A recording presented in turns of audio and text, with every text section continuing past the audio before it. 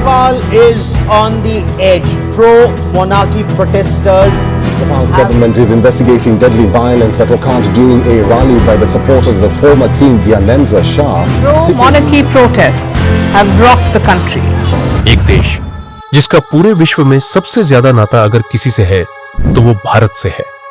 उस देश से हमारे छोटे मोटे मतभेद कभी कभी रहे हैं, लेकिन कुछ असामाजिक तत्वों को छोड़ दिया जाए तो ज्यादातर हम एक दूसरे के देश को बहुत सम्मान से देखते हैं। जहां एक समय शाही परिवार की हत्या कर दी गई, जो 21वीं सदी की सबसे अहम खबरों में से एक है। फिर राजशाही का अंत हुआ और लोगों ने लोकतंत्र की ओर देखा। लेकिन आज लोग वर्षों से चले आ रहे राजनीतिक सिस्टम से निराश हैं। अब बात करते हैं बदलाव की। ये सब कैसे हुआ? क्योंकि वो देश है नेपाल, शायद मेरी नजर में दुनिया का सबसे खूबसूरत देश। नेपाल छोटा लेकिन ऐतिहासिक रूप से समृद्ध राष्ट्र, जो भारत और चीन के बीच बसा हुआ है, काफी लंबे समय से सांस्कृतिक, राजनीतिक और भू राजनीतिक दृष्टिकोण से महत्वपूर्ण रहा है। हिमालय की ऊंचाइयों, जिनमें माउंट एवरेस्ट भी शामिल है, के लिए प्रसिद्ध यह देश शाह वंश के अधीन 240 वर्षों तक एक मजबूत राजशाही के रूप में जाना जाता था। पृथ्वी नारायण शाह द्वारा 18वीं शताब्दी में नेपाल के एकीकरण से लेकर आधुनिक लोकतंत्र की लड़ाइयों तक नेपाल की राजनीति ने कई उतार चढ़ाव देखे हैं। राजशाही से लोकतंत्र की ओर संक्रमण एक नए युग की शुरुआत माना गया था, लेकिन कई लोगों के लिए एक स्थिर और समृद्ध नेपाल का सपना अब भी अधूरा ही है। स्वागत है इनर कॉल में। इससे पहले कि हम आगे बढ़े, एक बात स्पष्ट कर दें, यह वीडियो हार्ड न्यूज नहीं है। यह उपलब्ध जानकारी, ऐतिहासिक दृष्टिकोण और वर्तमान घटनाओं के विश्लेषण पर आधारित है। नेपाल की स्थिति जटिल है, जिसमें कई कारक वर्तमान संकट के लिए जिम्मेदार है। इस चर्चा का उद्देश्य यह समझना है कि यह सब क्यों हो रहा है, कैसे हो रहा है और आगे क्या हो सकता है। अब चलिए नेपाल के मौजूदा संघर्ष की हकीकत में उतरते हैं। नेपाल में लोकतांत्रिक प्रयोग से वह परिणाम नहीं मिल पाए जिसकी लोगों ने अपेक्षा की थी। राजनीतिक स्थिरता की जगह यहां सत्ता संघर्ष, कमजोर शासन व्यवस्था और भ्रष्टाचार के घोटालों ने जड़ें जमा ली। अर्थव्यवस्था कमजोर हो गई है, बेरोजगारी बढ़ गई है और देश का आधारभूत ढांचा गिरता जा रहा है। इस पृष्ठभूमि में कई नेपाली लोग सवाल उठा रहे हैं, क्या लोकतंत्र ने देश को धोखा दिया है? क्या राजशाही की वापसी कोई समाधान हो सकता है? इस आंदोलन को पूरी तरह से समझने के लिए हमें नेपाल की राजशाही के इतिहास में वापस जाना होगा। शाहवंश केवल एक शासक परिवार नहीं था, बल्कि राष्ट्रीय एकता, सांस्कृतिक संरक्षण और हिंदू पहचान का प्रतीक था।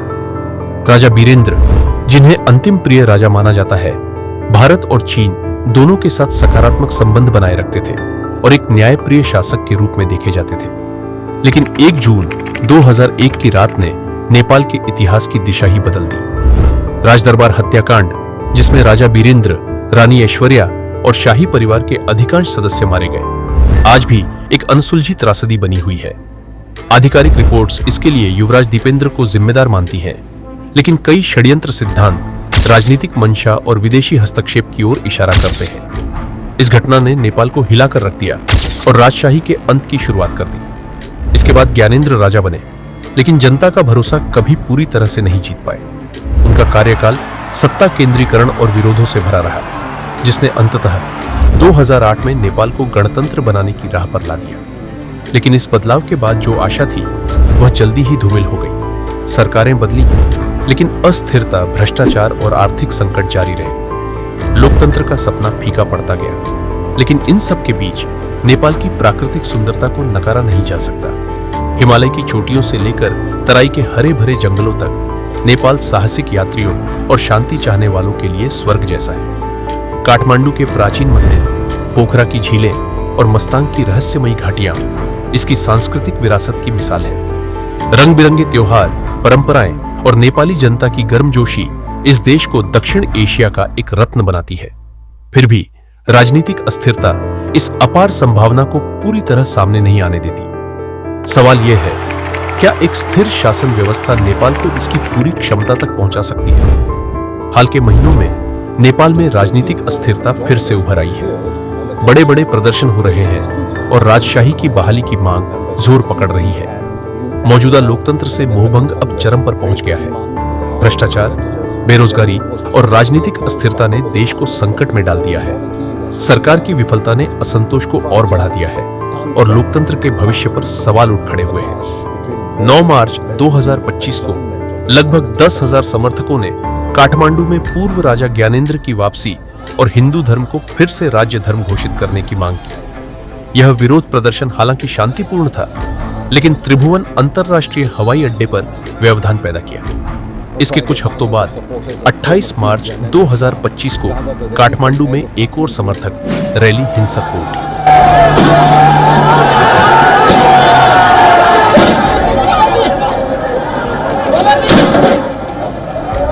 The trouble began after some protesters in a white pickup drove at a police barricade, colliding with several officers. Police resorted by shooting tear gas shells and sprayed water cannons to disperse the protesters. Police और प्रदर्शनकारियों के बीच झड़पों में 2 लोगों की मौत हो गई और 100 से अधिक घायल हुए, जिनमें 77 सुरक्षाकर्मी भी शामिल थे। सरकारी संपत्ति को नुकसान पहुंचाया गया, एक पुलिस हथियार लूटा गया और 105 लोग, इंक्लूडिंग कुछ प्रमुख समर्थक नेताओं, गिरफ्तार किए गए। अब तक इन प्रदर्शनों में कम से कम 6 लोगों की जान जा चुकी है और हिंसा धीरे धीरे देश के दूसरे शहरों जैसे पोखरा, विराटनगर और नेपालगंज तक फैल गई है। सरकार पर अत्यधिक बल प्रयोग के आरोप लग रहे हैं। काठमांडू के अस्पतालों में घायल प्रदर्शनकारियों की भरमार है और राजधानी की सड़कों पर जलते टायरों से धुआं उठ रहा है। राजा वापस लाओ जैसे नारों की गूंज हर दिशा में सुनाई दे रही है। डर बना हुआ है कि यदि यही हाल रहा तो और भी जानें जा सकती है। नेपाल में इस राजनीतिक संकट ने इसके भारत और चीन से संबंधों को भी प्रभावित किया है। भारत, जो ऐतिहासिक रूप से नेपाल की राजनीति में एक भूमिका निभाता रहा है, स्थिति पर करीबी नजर बनाए हुए है। वहीं चीन ने बेल्ट एंड रोड इनिशिएटिव के तहत नेपाल में भारी निवेश किया है।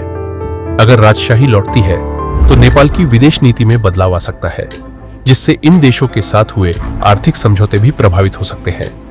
इस संकट को और बेहतर समझने के लिए आम नेपाली नागरिकों की राय जानना जरूरी है। बहुत से युवा निराश है। एक स्नातक छात्र कहता है, हमने सोचा था लोकतंत्र रोजगार और अवसर लाएगा, लेकिन आज हमारे पास न तो नौकरी है और न ही सुरक्षा। बहुत से युवा विदेश जा रहे हैं और इससे ब्रेन ड्रेन की चिंता बढ़ रही है। एक अर्थशास्त्री कहते हैं, राजशाही में निरंतरता थी, पर लोकतंत्र में केवल अल्पकालिक राजनीति बची है। आज के दिन नेपाल एक चौराहे पर खड़ा है। हिंसा, विरोध और अस्थिरता के इस दौर में देश का भविष्य अधर में है। क्या राजनीतिक पार्टियां सुधार करके जनता का विश्वास वापस पा सकेंगी, या क्या देश राजशाही की ओर फिर मुड़ेगा? क्या कोई ऐसा नया राजनीतिक आंदोलन उभर सकता है जो लोकतंत्र और स्थिरता के बीच एक संतुलन स्थापित कर सके? सबसे बड़ा सवाल यही है, क्या नेपाल अपने अपूर्ण लोकतंत्र को और समय देगा, या उस संस्था को दोबारा अपनाएगा जिसने देश की पहचान बनाई थी? क्या कोई मध्यम मार्ग निकलेगा जो स्थिरता और लोकतांत्रिक मूल्यों दोनों को साथ लेकर चले, या नेपाल फिर से शाही अतीत की ओर लौटेगा? भविष्य अनिश्चित है, लेकिन एक बात स्पष्ट है, नेपाल की जनता अब बदलाव चाहती है। Thank you.